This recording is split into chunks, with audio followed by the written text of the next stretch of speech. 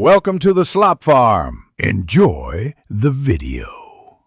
Start with the basics. Select a good quality steak, ideally 1½ inches thick or more for a perfect sear and juicy interior. Before anything else, pat your steak completely dry with paper towels.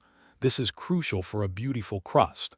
Then, season both sides generously with coarse salt and freshly ground black pepper. Don't be shy with the seasoning.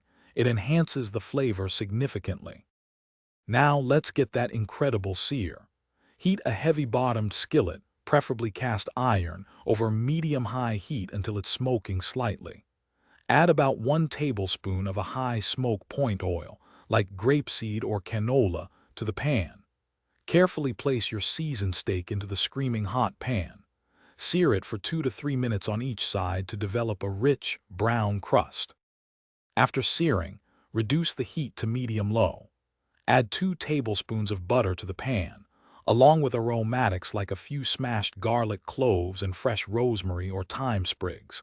Tilt the pan slightly and, using a spoon, continuously baste the melting butter and aromatics over the steak for about 3 to 5 minutes. This infuses incredible flavor and helps cook the steak evenly to your desired doneness.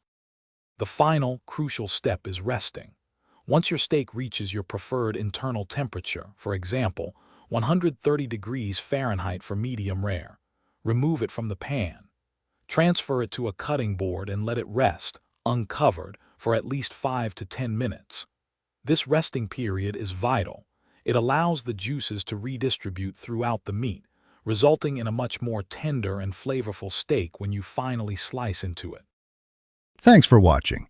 Consider subscribing if we helped you today.